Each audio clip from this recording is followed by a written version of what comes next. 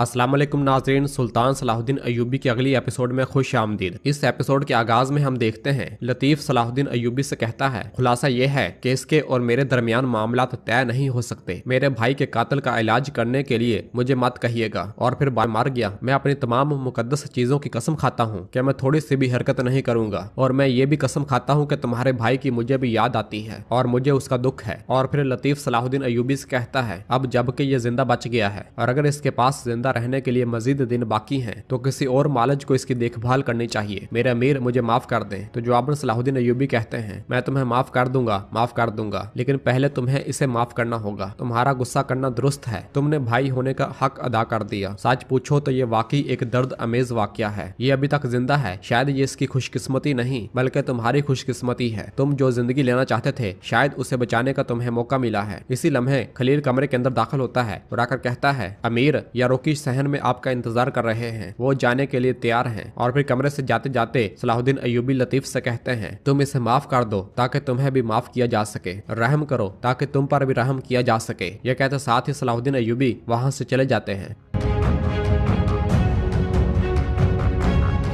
जबकि दूसरी जानब जमशेद एक शख्स से कहता है, वो हम पर दबाव डाल रहे हैं। तुम क्या कहते हो? क्या तुम इसे संभाल सकते हो? यह सुनकर वो शख्स कहता है, तुम ऐसी चीजों से निमट नहीं पाओगे जमशेद। क्या बात है? तो जमशेद कहता है, तुम ठीक कहते हो, मैं नहीं कर पाऊंगा, लेकिन मुझे करना पड़ेगा। ये किसी ऐसे की दरख्वास्त है जिसे मैं ठुकरा नहीं सकता। यह सुनकर वो शख्स कहता है, अच्छा तो फिर बताओ मुझे किस शख्स को मारना है? तो जवाबन जमशेद कहता है, जंगी अमीर सलाहुद्दीन। यह सुनते ही वो शख्स चौंक जाता है और कहता है, अमीर सलाहुद्दीन, ये एक बहुत सख्त लुकमा है, बहुत सख्त। यह सुनकर जमशेद गुस्से से कहता है, क्या ये तुम्हारा काम नहीं है? बस अपने सिक्के लो और काम करो। तुमने सोना हासिल करने के लिए बहुत ही सख्त जानों को मारा, मैं ये जानता हूँ। यह सुनकर वो शख्स कहता है, मुझे खतरा मोल लेने पर मजबूर करने के लिए तुम्हें मुझे बहुत ज्यादा सोना देना पड़ेगा। तो जवाबन जमशेद कहता है, ठीक है, मैं तुम्हारी किस्मत चमका दूंगा, तुम बस ये काम कर दो। और फिर वो शख्स कहता है, मुझे पहले मेरे हिस्से का सोना दिखाओ। यह सुनते साथ ही जमशेद सोना लेने चला जाता है। जबकि दूसरी जानब कैरक किले में सब लोग माइल्स की लाश के पास मौजूद होते हैं। इसी लम्हे माइल्स की बीवी वहां पर आती है और पूछती है, क्या कुदस की बादशाहत से कोई नहीं आया? तो जवाबन सिपाही कहता है, बादशाह इमारलेग ने ताजियती खत भेजा है। विलियम और लॉर्ड गाय को इस बात का अफसोस है कि वो आखिरी रसूमात में शिरकत नहीं कर सकते। यह सुनकर उसकी बीवी पूछती है, इसे कत्ल करने वाला जंगी अमीर कौन है? तो जवाबन वो सिपाही कहता है, अमीर सलाहुद्दीन। और फिर पूछती है, क्या तुम वही थे? क्या तुम उसकी मौत के शाहिद हो? तो वो सिपाही कहता है, जी हाँ, मैं वही था। जबकि इधर कहरा में जमशेद सोना लेकर आता है और उस आदमी को दिखाते हुए कहता है,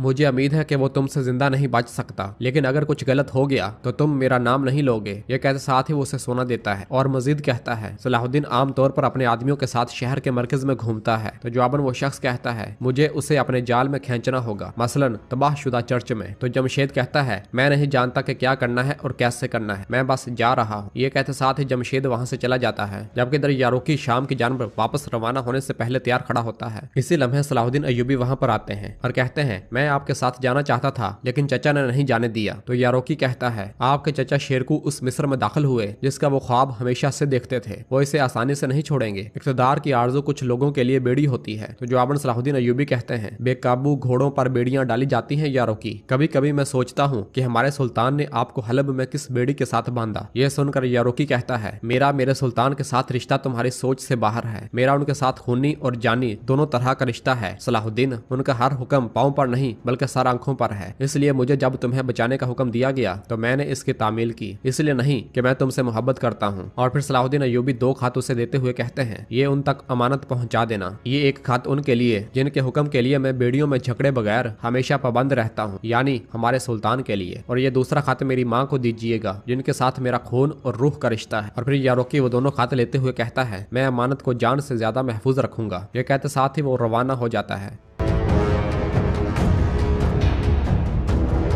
जबकि उधर शिफाक खाने वाले कमरे में लतीफ बालन के जख्म पर जब मरहम लगाने लगता है तो बालन उसका हाथ पकड़ लेता है और कहता है, मैं तुम्हें कसूरवार नहीं ठहराता, अगर मैं तुम्हारी जगह होता तो मैं भी ऐसा ही करता। तो लतीफ कहता है, तुमने मेरे भाई को मार डाला, लेकिन जो मेरे लिए भाइयों की तरह है। तुमने उस अमीर सलाहुद्दीन को बचाया, इसलिए मैं तुम्हारी सेहतयाबी के लिए जो जरूरी हुआ वो करूंगा और हम यह हिसाब किताब वाली किताब बंद कर देंगे। ये सुनते साथ ही बालन उसका हाथ छोड़ देता है और लतीफ उसका इलाज करने लग जाता है। जबकि दूसरी जानब कामिल अपने बाप शाहवार के पास जाकर कहता कहता है खजाना बिल्कुल खाली है दरगाम, उसने अपने पीछे सोने का एक सिक्का भी नहीं छोड़ा। यह सुनते साथ ही शहवार गुस्से से खड़ा हो जाता है और कहता है क्या मतलब कि खजाना खाली है, वहाँ मौजूद तमाम सोना हवा में गायब नहीं हो सकता। शेरकुर नूरुद्दीन को सोना भेजने के लिए मेरी पुश्त पर सवार है। और फिर कहता है वो जवाहर नामी शाम को मेरे पास लेकर आओ। अगर दरगाह है तारीख बहरहाल तारीख साज ही लिख सकते हैं, यहाँ सिर्फ लिखने वाला एक है, यही फर्क है। तो लाडगाय कहता है मैं हैरान हूँ कि तुमने कुदस में बदलते हुए तवाज़ुन के बारे में क्या लिखा है। मिसाल के तौर पर एबलन, मैंने सुना है तुमने कौंत का दौरा किया है, उसकी सूरत हाल कैसी है। तो जवाब में विलियम कहता है ठीक नहीं है, वो जैसे इस दुनिया को छोड़ने की कोशिश कर रहा हो। तो लाडगाय पूछता है उसका वारस बालन, क्या तुम समझते हो कि जब उसे खबर पहुंचेगी तो वो वापस आएगा। यह सुनकर विलियम पूछता है तुम ये सब क्यों पूछ रहे हो। तो लाडगाय कहता है एबलन एक छोटा कौंत है लेकिन महल में उसका असर बड़ा है। इस बात से बाखबर होने की वजह से वो हमेशा तकब्बर से काम लेता है। आज तक खाली होने की सूरत हाल काबिल जिक्र है। तो विलियम कहता है जी हाँ, लेकिन फिक्र की बात नहीं है, हर दौरे हुकूमत खत्म हो जाता है, नए लोग आते हैं और तख्त संभालते हैं। क्या तुम। तो लाडगाय एकदम से कहता है यकीनन नहीं, मुझे उम्मीद है कि तुम ये नहीं सोचोगे कि मैं एक छोटे कौंत से खुश हूँगा। तख्त पर एक ऐसे आदमी को बैठना चाहिए ताकि कुदस की बादशाहत कुदस के लिए हमेशा रुकावट बनने वाले